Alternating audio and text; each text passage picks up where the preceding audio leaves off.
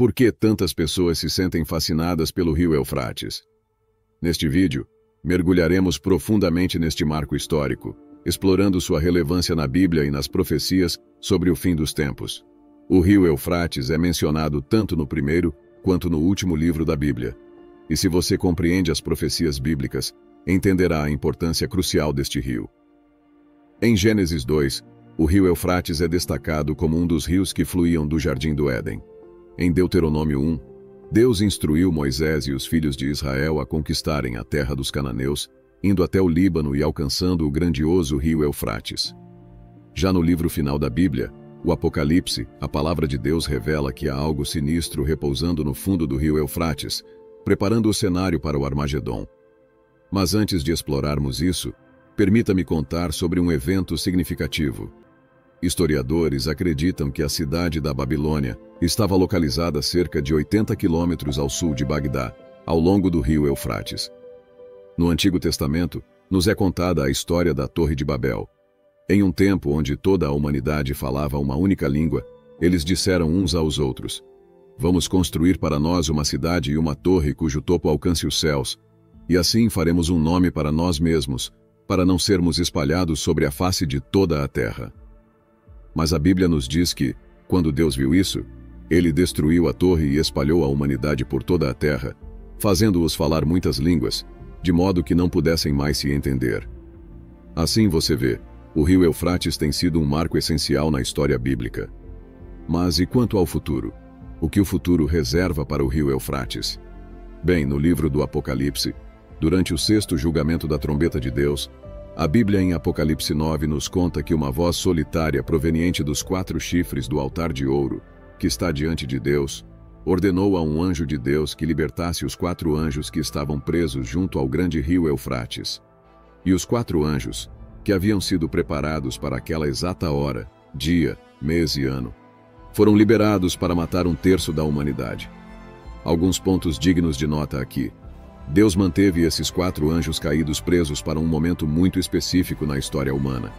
Eles foram libertados apenas para uma missão específica de destruição. Mas por que esses 4 são tão únicos, a ponto de serem mencionados separadamente? Vale destacar que existe apenas outra criatura, que é aprisionada no abismo por 1000 anos, e esta é o próprio diabo. Mas isso acontece mais adiante, em Apocalipse 20. Isso ressalta a gravidade da situação envolvendo esses anjos caídos. Esses 4 anjos no Eufrates estão em uma categoria separada dos outros anjos caídos. Aqui está o que a Bíblia nos diz sobre a localização de outros anjos caídos.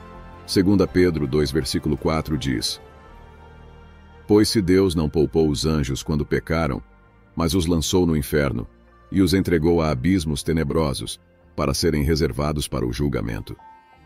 Então os outros anjos caídos que se rebelaram no céu foram lançados no inferno e estão acorrentados, aguardando o julgamento. Mas o que há de tão peculiar sobre os 4 anjos aprisionados no Eufrates? Por que eles estão guardados apenas para a tribulação, enquanto outros anjos caídos não estão? Alguns sugerem que sugeriu-se que esses anjos são a representação exata do que o diabo veio fazer nesta terra: matar, roubar e destruir. É por isso que eles serão liberados somente no fim dos tempos. Agora, antes de prosseguir, é necessário compreender que esses 4 anjos satânicos são como nada que este mundo já viu. Imagine quão terríveis esses anjos malignos devem ser, para que Deus os tenha mantido acorrentados no fundo do rio Eufrates. O único propósito desses anjos caídos é exterminar 1/3 da população mundial. Alguns comentaristas bíblicos especulam que esses anjos podem ter sido anjos de alta patente que foram expulsos do céu junto com Lúcifer. A Bíblia nos conta que, quando Lúcifer foi expulso do céu, 1/3 dos anjos caiu com ele. Não nos são dados detalhes sobre que tipo de anjos foram lançados do céu, mas alguns estudiosos especulam que pode ter havido alguns outros anjos principais de alta patente incluídos. E este argumento vem do fato de que esses 4 anjos eram tão poderosos que Deus decidiu mantê-los acorrentados até o período da tribulação. E quando foram liberados, eles lideraram um exército de 200 milhões de cavaleiros. O que não sabemos é se esse exército consistia em cavalos reais com cavaleiros reais, se era simbólico de um exército demoníaco sobrenatural ou se era um exército moderno. Alguns comentaristas cristãos oferecem argumentos adicionais, sugerindo que esses 4 anjos no fundo do Eufrates são anjos caídos de alta patente por causa do que nos é dito em Efésios 6, versículo 12.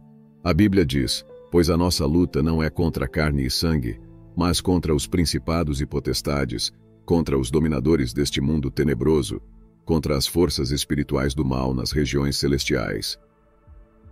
Dessa descrição, podemos interpretar que o diabo tem um reino, o reino das trevas. Neste reino, há uma estrutura, ordens descendentes de autoridade que são os principados ou espíritos principais, há governantes malignos das trevas, e em seguida, hostes espirituais da maldade, ou seja, espíritos malignos.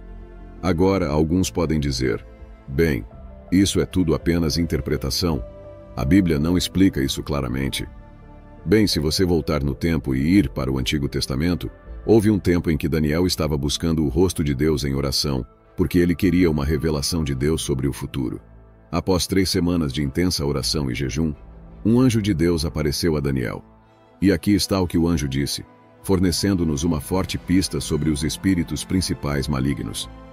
Daniel 10, versículos 12 e 13 diz: "Então ele me disse: Não temas, Daniel, porque desde o primeiro dia em que aplicaste o coração a compreender e a humilhar-te perante o teu Deus, são ouvidas as tuas palavras, e por causa das tuas palavras é que eu vim. Mas o príncipe do reino da Pérsia me resistiu por 21 dias. Mas eis que Miguel, um dos primeiros príncipes, veio para ajudar-me, e eu fiquei ali com os reis da Pérsia." Assim, desde o primeiro dia em que Daniel começou a orar, Deus enviou um anjo para lhe fornecer uma resposta. Mas o anjo foi detido por 3 semanas. E não foi detido por um demônio ou um espírito maligno.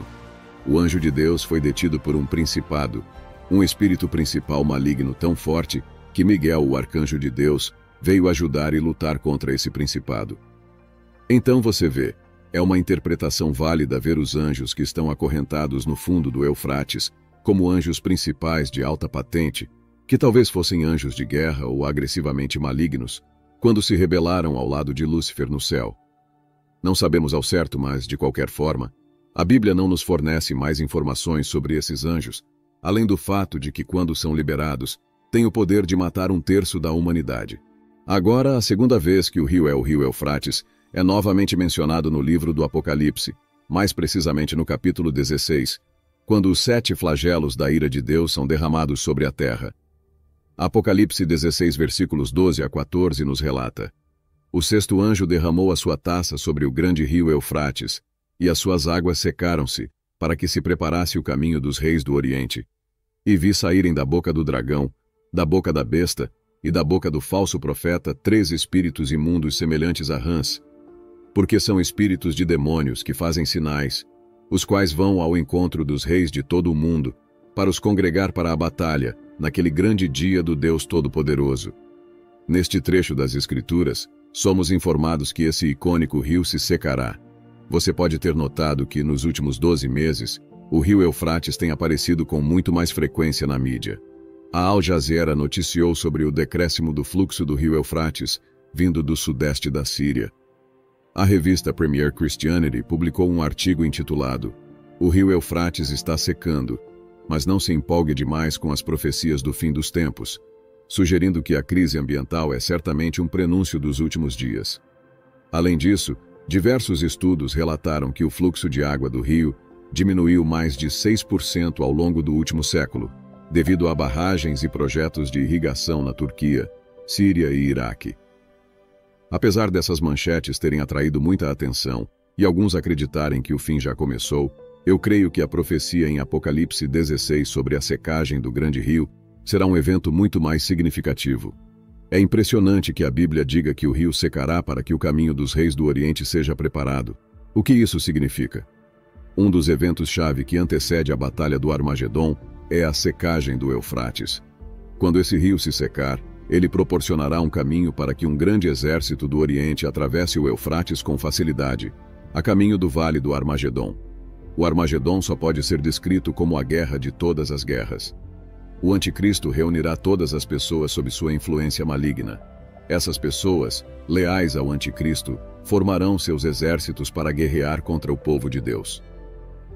Nessa batalha, Apocalipse 19 nos diz coisas como: Então vi o céu aberto e eis um cavalo branco. E o que estava montado nele chama-se Fiel e Verdadeiro, e julga e peleja com justiça. E seguiam-no os exércitos no céu em cavalos brancos, e vestidos de linho fino, branco e puro. Então vi a besta, os reis da terra e seus exércitos, reunidos para fazer guerra contra aquele que estava montado no cavalo e contra o seu exército. Você vê, Jesus Cristo liderará um exército celestial para a vitória sobre os inimigos de Deus. Esses inimigos incluem aqueles que se opõem à autoridade de Deus e que tratam Deus com desdém.